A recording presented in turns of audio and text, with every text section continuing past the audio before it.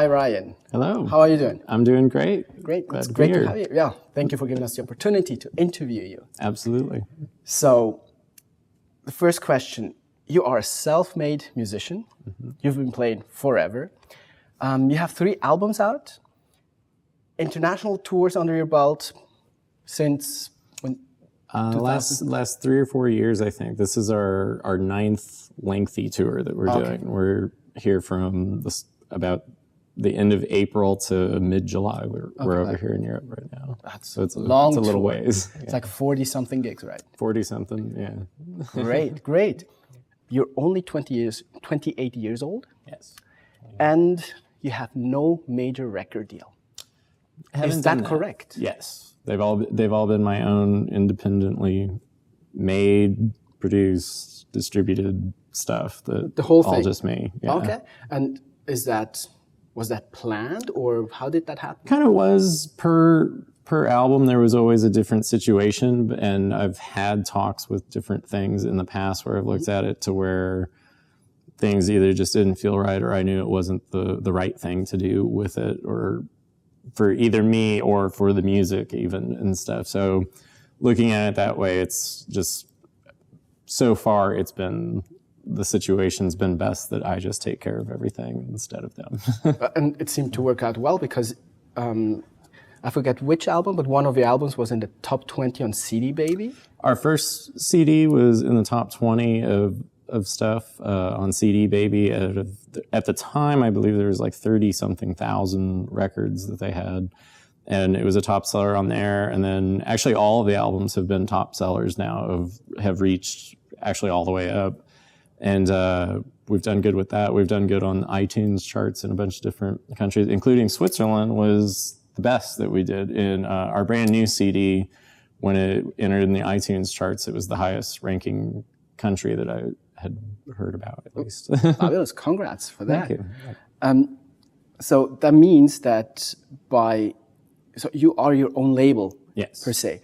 What would it take for you to give up that freedom, if we can call it freedom, to give up that freedom for a major record deal, for instance? There's it's not something that's out of the question at all. It's, doing more stuff with that. It just depends on the situation. There's always a different situation per deal. And usually with them, they might want you to go a slightly different way or something like that. And that's all, I think, fine, because in a grand scheme, they do sometimes know what's best, or, they have the bigger credentials to say, 1 million people will buy this if we do it just a little bit more this way or something. That certain situations, as long as it's still, as long as the music's still true of what you wrote, I don't think, there's anything that would change, really. So I think it's, it's possible. So I don't think it would take a whole lot to convince me to do something like that. But but we'd have to see. I'd have to. Sure. No, yeah. definitely. So do you own all the rights to your songs, per se? Yes. Yeah. I do everything down to, right now I handle, I have booking agents here in Europe, but I still go basically per show that we have on the table with offers. I talk to them about yes or no, and we figure each show out. And then even back in the States, I book all my shows in the United States, put it all together that it's, the songs that I wrote, sing, play guitar, and orchestrate, and then get the band to know, and then rehearse, and then I'm who gets it recorded. I get a studio, we go and record it in the studio. I help engineer as much as I can with just little ideas and stuff, but I produce it, and then we actually manufacture it, and then we're the ones that ship it, and we're the ones that do everything down to designing everything. Every design, everything is, me doing something. So I'm a 24-hour business guy that it's always something going on. And I think that's a good point which you make. So you are the artist and the businessman behind the artist. I joke that I'm almost more a businessman than the artist at a lot of points and stuff, because I'm, when the tour's in, I go home and there's just a little bit of time and stuff. It's me with a phone and my computer, and sometimes it's 2 computers, an iPad, an iPhone, and everything going all at once, and Skyping people in Europe to make sure that the shows are going good and that the tours are lining up, and stuff that it becomes, thinking as a businessman and stuff, that it's funny that it's like, I need to get back to the time to actually go play. I need to go do, manage my time with that. However, if you are the businessman behind the artist as well, personally, I think you can then steer your career the way you want it. Right.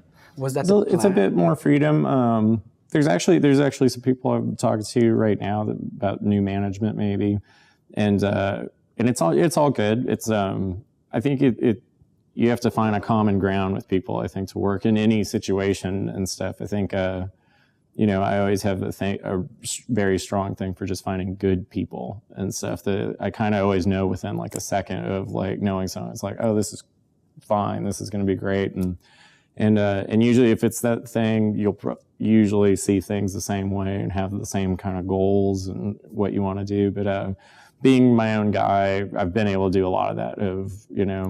It makes it a little bit easier when we go into different situations, kind of walking a genre line of blues rock. It's this tour is a perfect example of, the first show was a great mix. The second show was definitely all rock crowd that they loved. They just wanted to rock out and have like a crazy rock time and stuff. And you play a blues song and stuff, and they didn't seem to really grasp it as much. And we were like, okay. And then we knew what we wanted to be doing for that night. And then you take last night, and it was, they really liked the rock stuff, but as soon as we played a blues song, they just ate it up. And they were, you can kind of like go one thing. And I think sometimes a band that may be directed by someone else, they're maybe told to, just go out there, play these 10 songs, be rock, and do this and stuff, that you go out and it's like, you don't know how they're going to respond and stuff. But I think we can actually gauge a little bit more to try to appeal to the crowd that we have. So you actually go out with a set list, but adapt the set list? Kind of. I actually don't, unless we're doing like a festival or so, I don't really ever make a set list. I just kind of go out, and I kind of like to just try to feel the crowd. And even further than blues and rock, sometimes if we play something kind of funky, you can tell that they're like, they want to dance or they want to move to something, that it'll be like, okay, we'll play a couple more those types of songs tonight instead of, maybe a few of the others. And it's just to gauge and see what kind of people are in each town and stuff. You can kind of see like, okay, I know what they like, let's do that now, and luckily, I have a pretty big catalog of songs now, so I can pick stuff of, okay, I know they'll like this more. Yeah. You released your first album in 2007, right? Yes. And you were only 19. Yes. Right? Yeah. Okay. Then you recorded the second one and released it in 2012. Is that correct? Yes, I think so. Yeah. And now the new one is out. Right. How did you promote them? Did you do anything different the first time from the last time, or? Yeah, we the first one, of course, was just kind of us figuring it all out. So it was the first time doing anything like that, and it went way better than we thought. But it was just really just to have any kind of product with us. We weren't even really pushing it to be like, I want a record deal or I want this to happen or anything. And we did that, and it had really great success. And over those years, a bunch of songs that were coming to me that I was writing and stuff, there was a big span between the first two albums, because there was record companies and managers and stuff that all kept coming, and they'd hear some of the new songs and they'd be like, well, wait a minute, before you put that out on your own, like, we want to talk to you because we might, let's put this together and do a big picture. And it was always a drag, like, well, let's just wait. And it just kept going for so long. And I was touring already really regularly. And I just kind of was like, I've had enough of it. You know what? I'm going to do another album, and, tough. If something great is with it, it'll get out there.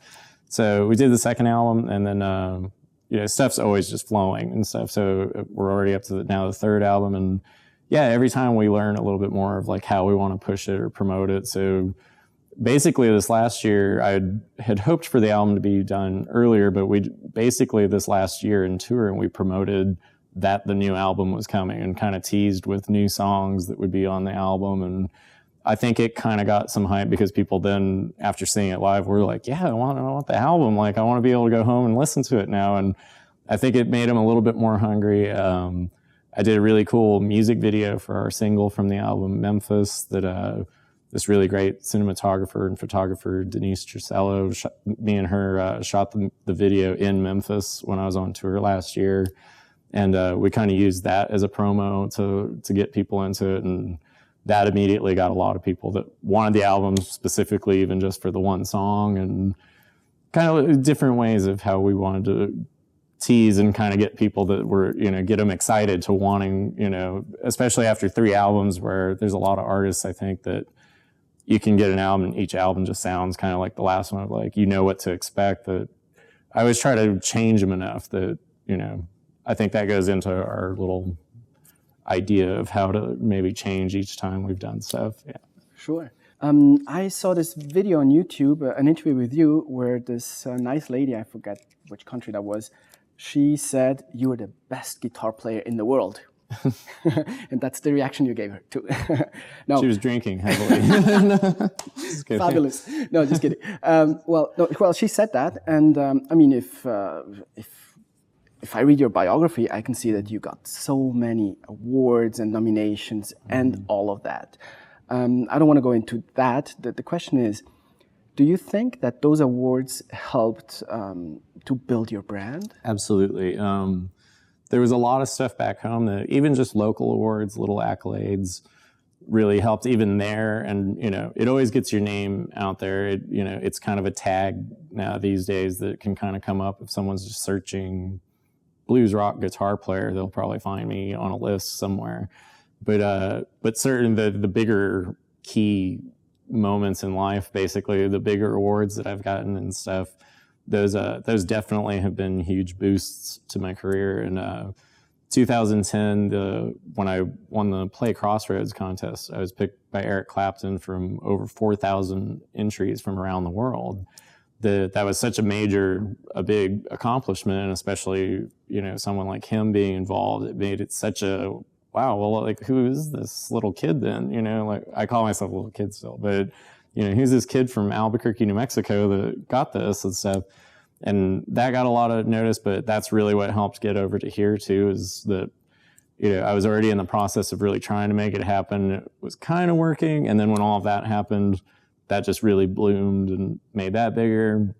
After that, I won a Guitar Player Magazine award. The Reader's Choice Award was Best New Talent. That, with all the other, the Eric Clapton thing was already one thing, but then if you're a guitar player, you probably saw the list where, it really got my name out for that. And, even just listing it on the posters, it gets people, a guitar player walking down the street, if they see that and stuff and they stop to read it, they might go, okay, I got to look up, see who this is, and might come to the show or something. And then for Europe, this last year, I won Best Guitarist at the European Blues Awards. And that's been a huge, great help for all of our European touring. That I think each thing helps in some way, but it's always just growing. And I always say that we're always just taking a step each time to go to bigger and better things. And do you use these kind of accolades or awards for your online, for your communication? Do you communicate that? Do you use it for YouTube or Facebook? I mean, definitely, it's tags and stuff like that. I keep saying tags, and it's like hashtags or tags on anything, Facebook, Instagram, Twitter, all of that and stuff like that. You use that because there's so many people that do search it and stuff. I mean, I come up under searches for Eric Clapton and stuff, depending on where you look and stuff, those things are great because it's all just branches that can get someone that otherwise more than likely wouldn't know who Ryan McGarvey is from Albuquerque, New Mexico. But if they're in, a special part of the world even and stuff, but they did that one certain search for Eric Clapton or guitar player or any of that stuff, you might come across. And again, it's something that catches their interest of like, what is this? Let me find out. And always just brings in people like that. So. Sure. Talking about social media, you are digital native, right? Okay. Yes. So-called digital native generation. Mm-hmm. Many more seasoned musicians, more seasoned musicians are not. Mm-hmm. And we've talked to different musicians that say, this Facebook and Twitter stuff, it's really difficult for me to understand. So you're expected to understand it. Mm-hmm. Do you actually have an online communication or marketing strategy in place, written down or formal, informal? Right. Kind of, it's kind of a running thing that it's, you know, I know what you mean with some of the older artists and stuff like that, that, you know, it is like a tricky thing. A lot of them and stuff, other musicians too that I know that aren't even, you know, older but more established that are still going along good and stuff. Everyone has said, some of them have told me like, oh, we came a little bit late to like, you know, the Facebook thing that, you know, like other people really were already hammering it and it really just, you know, exploded their career. And they're like, we didn't know about it quick enough, you know, to like know what we should be doing. But there's people that have teams of, you know, 30 people working for them that it's like all they do is sit there and we want you to Facebook and we want you to put links and post video every day and we want you to do this and stuff that quite a few of them do that, where there's an entire team that's just dedicated only to posting stuff and making sure that it's always being spread. So same thing, it's just hooking in people who you come across something like, what is this? And it gets them in. And especially also nowadays, we've talked about it it's a funny thing that to get noticed with some big people in the industry and stuff. They go to look to see like how many Facebook likes do you have, how many people liked your pictures on, you know, and follow you on Instagram or on Twitter, and it's kind of meaningless in a way because a lot of them, like we watched this video the other day, and it was this horrible video that was from back home of someone playing that it was just really not good, and we were watching, but the guy thought he was really great because he had just 1 million views. Like there was thousands of views on his video and he thinks he's really great now, but the video is absolutely horrible. And everyone that's looking at it though is clicking it on and doing the same thing that we did. We're like, oh my God, this is really bad, you know? And so, but we were talking about it and we said, the guy's probably going to get a big record deal, something out of this, like, because he's got thousands of views on all of his stuff now. But we said, but it's kind of meaningless because no one's really like watching it to enjoy or like appreciate like, oh, this is a good art, you know, or anything like that. But, so it's kind of that, you know, it's always just growing and it's kind of the same tactics we've kind of implemented of what we've been doing. We always just learn a little bit better ways to do it or easier ways to do more of it. And it's just that constant growth that it's, you know, the same with touring here, everything always snowballs and there's always the next step to, okay, how do we improve on this now to like make it even bigger or better and stuff like that. Okay, yeah. So you basically go with the flow. Yeah, kind of just rolling along aimlessly, you know. no, but yeah, what we've been doing, we take what works and we just try to see how can we push that more. Yeah. And the Facebook thing, you do yourself? Yes, I do everything myself. Yeah. Yeah. That as well. Yeah, everything. Everything. Again, going through your biography, searching with your name on Google and everywhere, you seem to be that, I wrote it down, incarnation of rock star dream. So basically you started as a self-made musician and you build everything. You're touring so much, selling your records or CDs, and many musicians tried that before, are still trying it and will try it tomorrow and will not succeed. Right. What do you think, did you do differently or are you doing differently than those who want to live that dream but can't or don't reach that dream? Right. It takes a lot of, there's a ton of sacrifice. There's a lot of, you know, everything I do is always just this rolling investment. Everything we do, it's just going straight back into me to try to keep it building to be a bit better, and you know, and it's worked. We've watched, even just looking at the tours here in Europe, you can see how it really grew, and even the venues to everything, you know, blossoming. But you know, it takes a big gamble really and stuff. There's a lot of my dad, who helps me a ton, who's actually with me, that does our front of house with the sound and helps with the guitars and stuff. You know, him and me investing our money into, you know, coming to Europe. It's, you know, we have to buy all of the flights to come over, and then we're renting the bus, and there's the gas for the bus. You pay taxes for something I just read. Yeah, I mean, even coming into Switzerland, just on the small amount of merchandise that we had, we have to pay a lot at the borders to do that. There's visas and work permits and hotels and meals, and I mean, just so much. And then then it all comes down to, oh yeah, and then I have to pay the band. I have to actually, make sure this works and stuff. So it takes a lot of gamble of putting that all up and hoping it's like believing in yourself to like, okay, we're going to make it all back and, hopefully make something afterwards, which we do. And I think it's just that belief in yourself and taking the gamble and stuff, which doesn't always work out for everybody. I think you do have to have a good product and stuff that is going to be able to be successful. But maybe also stamina. Yeah, and that's the thing also, is to not give up any slack, really, of like when we came and we started hitting it hard. There's a lot of people that I think came over, have done maybe a tour in Europe and stuff, gone back home and done this or that, but then was like long period of time before they could come back. And it's kind of like you have to start back from scratch and come back and be like, reintroduce yourself again. Like, I'm here again. I think you forgot me, but we got to build this up. And it just takes that, where it just has to be a constant, fight. Exactly. Yeah. So basically what many labels did 30, 40 years ago with artist development, that is what you do by yourself. Mm-hmm. That's great. Record album, analog or not analog? Exactly. Okay. Since you are, as we already mentioned, from the digital era more than analog era, how do you record your albums? Analog or digitally? We were doing, there was kind of a mixture, I believe, at one point, but we were doing it digitally, cost effective. That a lot of the studios, I wasn't getting enough of the analog because they were taking it and doing all the expense of doing analog only, no digital and stuff like that.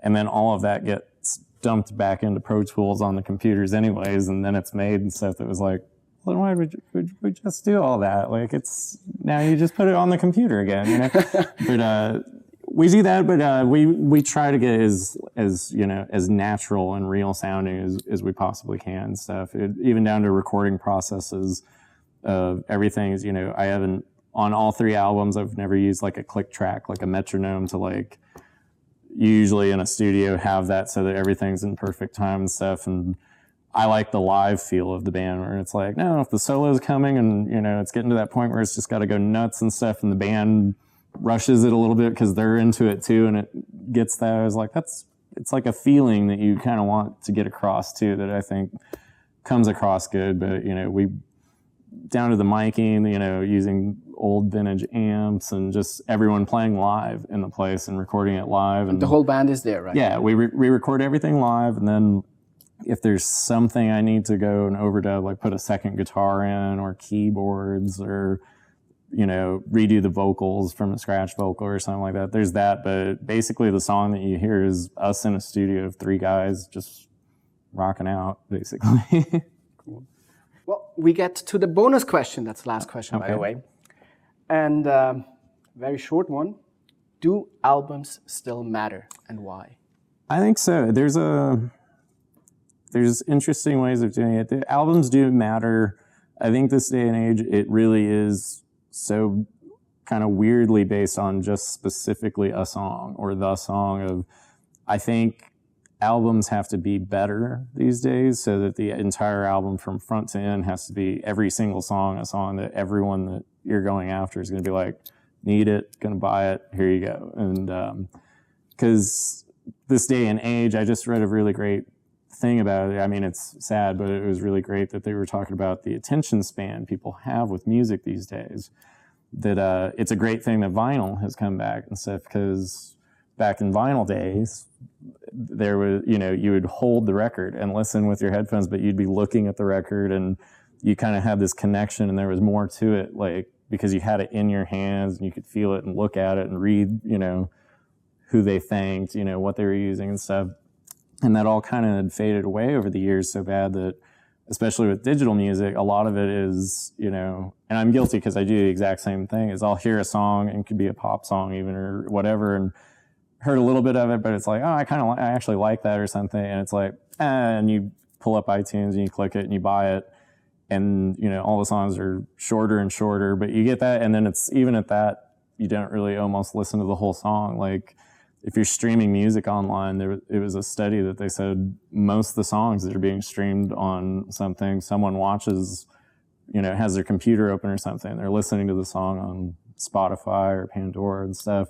And they listen to part of the song and then they skip to the next because they heard okay, that's what I wanted to hear, and they want to like get something else that everyone's kind of rushed these days and stuff. So they look for that one specific, content within the song, but I think that's makes that song why they want it. So I think every song has to be, but if you have that throughout your album, I think the albums really do matter. Like, we don't really have huge distribution like in a lot of stores and stuff with our album. So it kind of makes it when people come and if they wanted just the one song, they have to buy the album and stuff. And some artists do that with iTunes, where the song is only if you buy the entire album, you get it and stuff. And we kind of do it with a few little things, but mainly, I mean, you go to our shows or, you see us around and stuff. It's like, no, I got to buy the albums now. And it benefits me better. I mean, getting an entire album over 70 cents or whatever it would be from iTunes. But I would say definitely, I think albums are definitely crucial and stuff. I think it's just a matter of the quality. Okay, great answer. Well, Ryan, thank you so much. Thank All the you. best. Thank you very much. We'd love you to come back to Switzerland. Absolutely. Can't wait. Thanks. Thank you.